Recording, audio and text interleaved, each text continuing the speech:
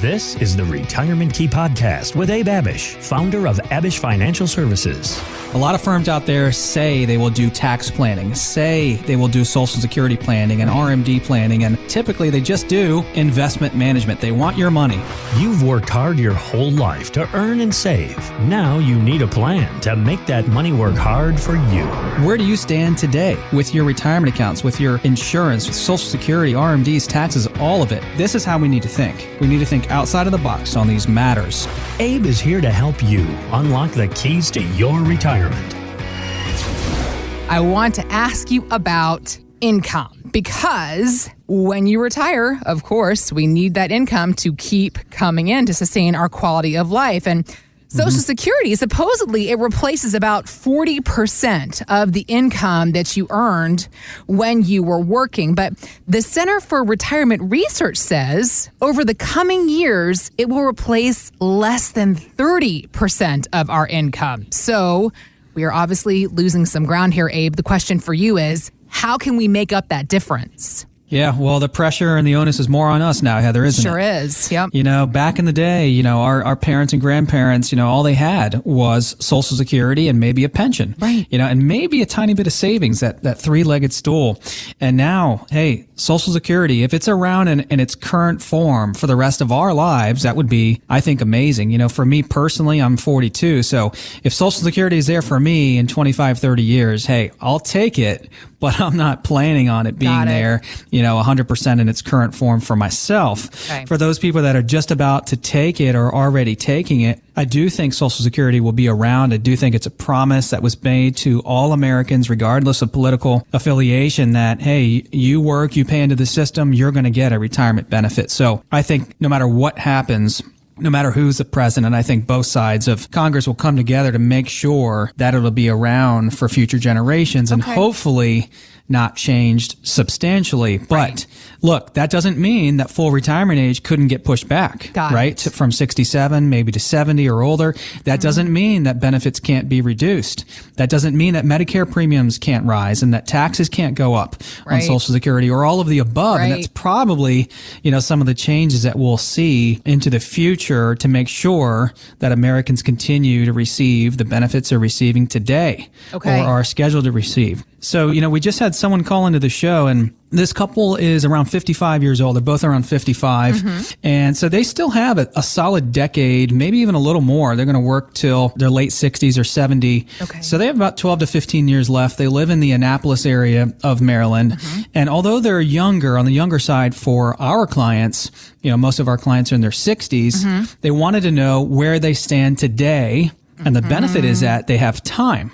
If you're 66 and you're calling into the show and you're coming in saying, I want to retire at the end of 2021, well, it's a bit of a different situation. Exactly. Hey, what you have saved for retirement is pretty much what you have saved. And there are some things we can do, but hey, you got 6 months or less. So let's be realistic, right? Got it. But this couple has, 12 to 15 years. So the benefit for them is time. That the more time we have on our side, the more planning we can do and the more corrections that we can make to make sure we're getting on the right track if we're not. And so this couple is on the right track, but they wanted to see where they stood today to find out how far off or how close they were to actually retiring. And they are on the right track. But one thing of several that they never had done for themselves was a written retirement income plan. Got it. So even though they're 12 to 15 years away, we put together a written retirement income plan that put together their 401ks, their IRAs, their pensions, their future Social Security checks. So they could see, hey, if we continue down this path, if we continue maxing out our accounts, if we continue to get X rate of return and do the things that we're doing today, they were on track to save $3 million. Oh, wow. Okay. In 12 to 15 years. They have $500,000 today. Okay. So at $3 million, factoring in inflation over the next 12 to 15 years, they're going to be okay. They're going to be able to create the income that they need in retirement. One more thing that we helped them with, Heather, was life insurance. Okay. This couple is still on the younger side. They're in their mid-50s. They still have some children that are under the household financially, and they weren't insured enough. So part of our Where Do I Stand plan and Compass check is finding out, hey, do you have the proper insurance in place? Do you have enough life insurance so that, God forbid, if you passed away, you have enough income replacement that can come in through your tax-free life insurance proceeds? So that's one of the other ways that we helped them out, is getting proper insurance coverage so that if they pass away over the next 12 to 15 years, each spouse can be supplemented with tax-free income to help each other out. We do work so hard to try to be responsible citizens, Abe. I know that most people that come into your office have some sort of retirement account that they've been saving to. U.S. News and World Report says unnecessarily high 401k fees, though, can cost you tens of thousands of dollars over the course of a career. And this is where it gets frustrating. We try to be honest, hardworking, saving citizens, and yet we are in situations where we are losing thousands upon thousands of dollars we didn't even realize, Abe. None of us want this. So what can we do about it? Yeah, Heather, that's right. Here are a couple tips in terms of finding funds in your 401k and just learning more information about your 401k and what's in it. I would suggest checking out your 401k fee disclosure statement. Okay. Yep. In that document, it's going to be key pieces of information about every investment option in your 401k plan, including the expense ratios of every fund offered. Okay. Further, then you can compare, once you have that information, you can compare the cost of each fund, because some funds are more expensive than others. Okay. Right? Some have more risk attached to them than others. Some have more growth potential than others. You also want to factor in the 401k match and make sure, usually, that you're taking care of the 401k match. That's free dollars on the table. Right. So these are basics, but these are things that oftentimes people ignore. We say this on the show a lot, Heather. Fees are like termites.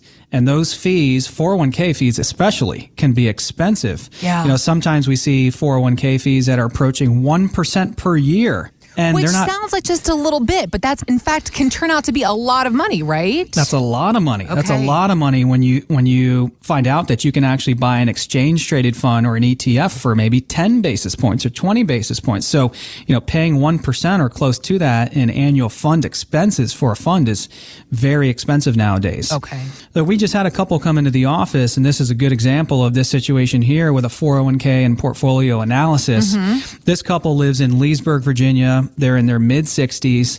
The husband just retired, and the wife works for Loudoun County Public Schools, and she's going to be retiring in the next 3 years. She's a teacher. They've come in with $1.6 million accumulated, so fantastic job of saving. Yeah, that's awesome. Here's another key. The savings isn't the problem. Just like almost everyone we meet with, the accumulation isn't the problem. The potential problems are everything that can mess up that $1.6 million. Got it. Okay? Yep.